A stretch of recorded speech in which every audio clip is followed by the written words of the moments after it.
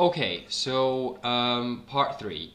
Unfortunately, next we had the World Heavyweight Championship Triple Threat match, CM Punk defending against Jeff Hardy and Edge, which I was really looking forward to, but as I don't receive WWE programming on my TV, I have to watch it on the internet, and the part of the sequence of videos I was watching with most of this match in it wasn't there, so I missed a lot of it.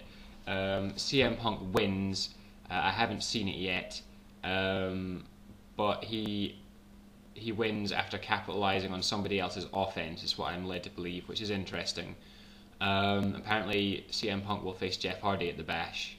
Edge is just eliminated from the equation, apparently. Nobody got any. Well, Jeff Hardy got a bit of a pop here, but I mean, the crowd were still shit. What I saw of it was quite good, as you would expect. It was nice. Not quite as good as I would hope for, but still quite good. Punk should be heel now, and he's not acting like one. There was a segment earlier, which I forgot to mention, where Matt Hardy congratulates Punk backstage, and Punk says, "I'm nothing like you. Everything I've achieved is the old-fashioned way through hard work, and you're fueled by bitterness." But he should be a heel. I don't understand why they're continuing to make him face. He's a good heel as well. We all know that from Ring of Honor. So, I don't know. I wish I'd seen more of the match, but I can't really comment because I didn't. Next up, we had the Colognes against the Hart Dynasty with Legacy on commentary. Legacy are atrocious, like absolutely fucking awful. Oh, they make me want to claw at my own eyes. They can't wrestle. They have no personality. This was some of the worst commentary I've ever heard. There's a bit where DiBiase uses the phrase, "make us look more better." Even Cole took the piss out of him for that. It was ridiculous. Really pissed me off. This annoyed me because it made ECW look shit, because the Hart Dynasty are a really promising young tag team. And the way the match ends is the Hart Dynasty get disqualified because Legacy interfere, because obviously they're going to challenge the Colognes for the belts at the Bash. I think it's at the Bash. And but David Hart Smith had just been hit with the backstabber, so the Colognes were going to win anyway. Surely it would have made booking sense to have the match at least be on a relatively even keel, or have the Hart Dynasty about to cause an upset before DiBiase and Rhodes interfere. I don't know, just kind of annoyed me. The match was okay, it was far too short given the level of talent here, but that's just a testament to what WWE thinks about tag team wrestling, isn't it? Primo did botch a flying Hurricane Rana very badly here. Didn't even take, I think it was Hart Smith over and landed on his neck. So that was poor, but this match could have been great. It just didn't really get the chance to be great. Strange backstage segment next with Santino and Vince. Santino wanting to look after his job. This only amused me because Vince receives a phone call and it transpires that his own theme music is his ringtone, which wouldn't surprise me at all. He's talking to Trump apparently, although he's clearly not actually talking to Donald Trump. And then there's some joke at the end, I forget, but Vince calls after Santino, he calls pervert at him, surely in relation to his cross-dressing, which, you know, doesn't surprise me, but seems a little bit un-PC for a lot of people's liking. But then again, WWE doesn't do PC very well. This is Vince McMahon, who once backstage in a segment actually called Sabu a member of the Taliban. Oh god, I don't even want to remind myself of that. Next we had the 10-man battle royal for the #1 contendership, featuring Priceless. Why are Priceless in this? I have no idea. MVP, who was ridiculously late, his music hit and he took forever to appear. I don't know what was going on there. The Miz, Big Show, Triple H, Cena, Matt Hardy, William Regal and Kofi Kingston. This went on longer than I thought it would, which was actually quite a good thing. It wasn't bad. Some kind of annoying things happened in it, but like overall, not too bad. Well, apart from the result.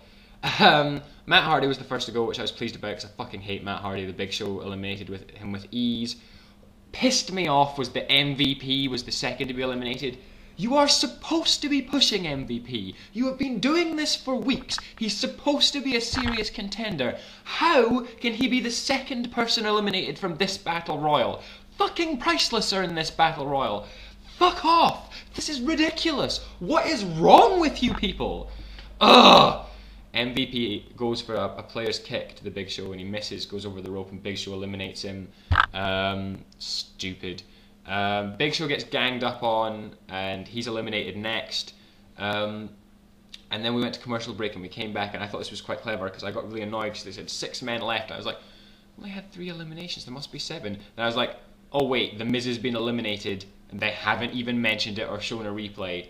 But, actually, we'll get to that. But I was annoyed at that at the time. But I was outsmarted by WWE for once. Kingston was then eliminated by Legacy, then Regal was eliminated by Legacy. But Kingston and Regal lasted a lot longer than I thought they would. Cena, I forget who he did it on, but I just made a note that Cena did the worst fisherman's suplex I've ever seen. It really was ridiculously bad. Beth Phoenix does a better fisherman's suplex than that. Cena gets rid of DiBiase, and then thinks he's got rid of Rhodes, but Rhodes skins the cat, which is always nice to see. And but then Triple H immediately eliminates him, and then Triple H and Cena take each other out. Triple H hits the pedigree, and then they're all kind of, I don't know, they end up taking each other out or something. And then they reveal that The Miz was never actually eliminated, he was just hiding under the ring. And he appears up in the ring and stalks them. And I thought, this is really clever, and I knew it was never going to happen. But what obviously was going to happen, what obviously happened, like, I'll get to my point, was The Miz went to take both of them over the ropes and was just made to look like an absolute idiot, totally humiliated by being immediately thrown over the ropes by the other two. And then Triple H immediately wins, chucks Cena over the ropes. Fuck off. I never, ever, ever want to see Triple H Orton again after the WrestleMania debacle. Cole, this isn't, like you said, Cole, this is Orton's worst nightmare. This is everybody's worst nightmare. Nobody wants to see this. This is going to be horrible. Absolutely fucking dire. Like, I knew it was going to happen, everybody knew it was going to happen, Triple H's ego would never allow anything else to happen, but hate that man. What should have happened, I think, is that The Miz should have eliminated both Cena and Triple H. It would have been surprising, and then, you know, I know that The Miz is not a world title contender, I know that, at least not yet, probably never, but he should have eliminated them both. And then they should have had a triple threat match next week between The Miz and Triple H and John Cena, which could have been justified in the fact that someone could have made up some lame excuse about The Miz cheating by hiding or something like that. And Triple H could have won. I wouldn't have wanted this to happen, but if they're going to have Triple H in the main event, the Bash, Triple H could have won by pinning Cena, and then at least they could have continued The Miz's I'm undefeated against John Cena gimmick, which they can't now, because John Cena chucked him over the fucking top rope. They probably will, but I think my theory would have made so much more sense, and it would have been something different that people weren't expecting, which is what Raw needs to do, and is really not doing right now. Anyway, the finish really pissed me off, and Donald Trump appears again on the Titantron, looking wooden as ever, and says that this main event will not be at the Bash, but it'll actually be on Raw next week, and it'll be a last man standing match. Horrendous. Fucking horrendous. I don't know. I really almost don't want to watch Raw next week, but I'm interested to see how they interact with Trump, so... It's like Jericho said at the start of the show, Raw is in a tumultuous tailspin. That is what I would say that was very, very good. Very, very accurate. Raw's a nightmare. Some of the aspects of this week's Raw were good. The best aspects of this week's Raw were the things from SmackDown. By the way, I didn't do a review of SmackDown the previous SmackDown, but I'd just like to say for the record that it was fucking immense. Absolutely brilliant. Tag match between R-Truth and John Morrison against, who was it? Shelton Benjamin and Charlie Haas. Fucking incredible. I just thought I had to say that because I never got around to reviewing it. But it's just another highlight of the fact that SmackDown is showing Raw up so badly at the moment. And they keep going on about how Raw is the crown jewel. But it's not. SmackDown is embarrassing Raw right now. And if they keep up like this with gimmicky, shitty, Donald Trump is buying us ways, then it's not going to recover.